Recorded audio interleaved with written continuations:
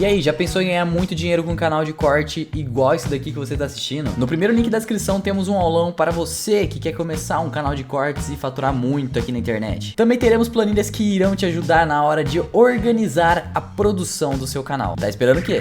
Muitas pessoas estão falando, é hora de comprar fundo imobiliário ou não?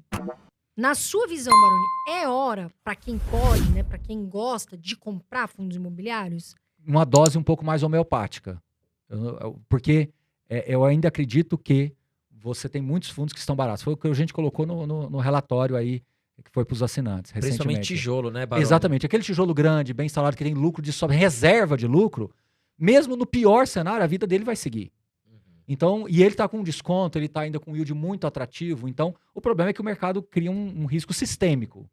Mas quando você granula melhor, modula melhor, fundo a fundo, tipo a tipo, você vê que quem tem uma carteira com fundos... Por isso que foi o começo do nosso papo, eu falei para os iniciantes ficarem mais próximos daqueles mais conservadores, daqueles que têm uma história. Lembra dessa minha história? Sim. Porque para eles ia dar esse susto, mas não ia atingir de fato, entendeu? Agora, o fundo de CRI vai ser mais sensível. Então, eu diria que hoje, se você vai para os tijolos maiores, mais bem posicionados, num cenário pior, funcionaria. Então, a minha orientação é mais por essa linha. Agora, doses mais homeopáticas. Vou fazer uma conta aqui de padeiro. Você queria comprar 1.000? Não compra 1.000 de uma vez. Daqui 15 dias a gente vai ter talvez alguma outra decisão. Como eu disse, não sei quando o podcast vai pro ar. Às vezes, quando for pro ar, até saiu a decisão. Mas aí, de repente, pode ter um novo entendimento, etc. A gente vai ter juros, né? Subindo, ainda deve chegar mais perto de 12. Então, eu não acho que é motivo para pressa, respondendo objetivamente para quem nos ouve. Eu acho que é motivo para continuar numa dose um pouco mais homeopática, mas continuar. Parar, eu acho que não. Agora, Baroni, a questão do Fiagro, que você citou, conta um pouquinho o que é esse Fiagro e qual a sua expectativa para essa classe nova que está chegando. Esse eu vou ser bem sintético, tá? A gente está até, inclusive, tentando achar um analista de Fiagro, mas como o produto é muito novo, não é fácil para a gente colocar lá no time da Suno. O que eu quero dizer para todo mundo, o Fiagro, ele está nascendo de trás para frente, né? Ele está nascendo com viés mais de crédito do que... Vamos comparar com o fundo imobiliário. Ele tá nascendo... o fundo imobiliário, ele nasce no tijolo. E depois que vem os fundos de crédito. O Fiagro está nascendo ao contrário, está nascendo mais no crédito e menos na terra propriamente dita. E quando a gente fala de crédito, principalmente no agro, você fica muito no limite do bom para o mau crédito. Então, eu diria para as pessoas irem, de novo, não olhando só para o retorno. Tá? Porque eu acho que muitos gestores, eles vão ter que, com o tempo, muito recente ainda, mostrar de fato o seu DNA, que tipo de crédito que você gosta de tomar. Então, eu diria que você tem que ser duplamente conservador nesse caso, porque é crédito. Tá? Então, essa é a dica que eu dou para todo mundo aí.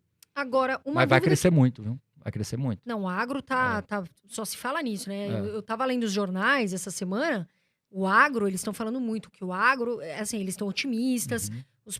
As próprias pessoas que lidam com o agro estão muito otimistas. Agora, o que eu vejo muito? Por exemplo, indicadores fundamentalistas. Claro, os analistas avaliam como um todo, mas é muito falado do P sobre VP. Então, o que eu queria saber?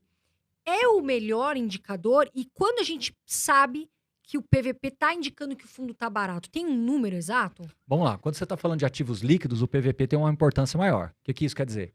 Fundos de CRI, FOFs, o PVP tem uma importância, um peso maior na decisão. Ele não é o único, mas ele tem um peso maior.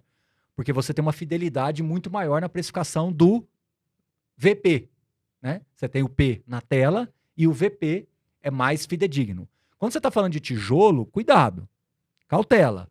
Por quê? Porque você pode ter um VP que vai oscilar muito no fechamento do ano. Você pode ter um VP que explode, você pode ter um VP que despenca. Quanto vai valer o seu apartamento daqui a um mês, daqui a um ano, quando vai ter a próxima reavaliação patrimonial?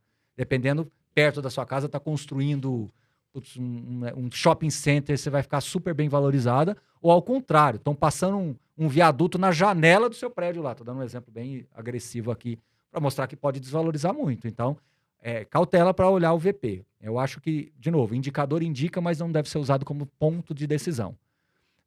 Escola de ações, os múltiplos, análise de múltiplos, elas já dizem muita coisa.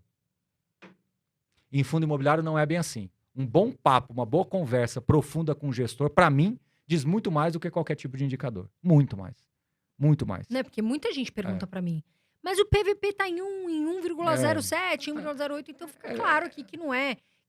Para o professor não é isso, que tem que se avaliar todo um contexto, né?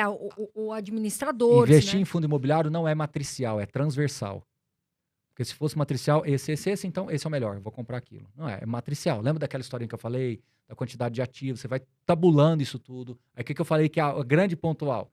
Conversa com o gestor, você começa a entender a cabeça, o perfil da gestora, o perfil de investimento, o tipo de coisa que ele gosta de fazer. E aí você vai aprofundando. Então, é uma decisão muito mais profunda. O indicador é para te chamar a atenção. Esse carro faz 11 km por litro. Opa! Me chamou a atenção. Vamos derivar mais. Entendeu? Esse carro. Vai estudando, aprofundando cada vez mais. Aí você vai aprofundando. Então o indicador ele dá esse ponto de partida. Entendeu?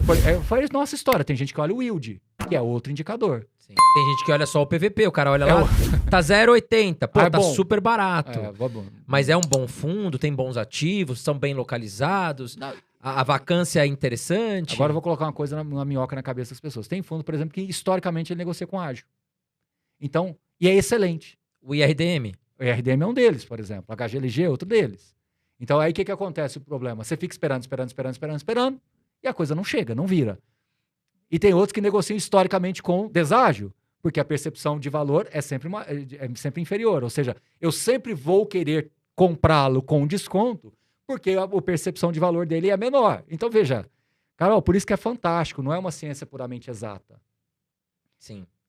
Então, se você não derivar mais, se você não realmente descer um pouco mais na análise, você vai ficar sempre nessa superficialidade, e aí é onde o iniciante vai ficar sempre iniciante. E aí ele vai ficar mais sensível. Pode olhar.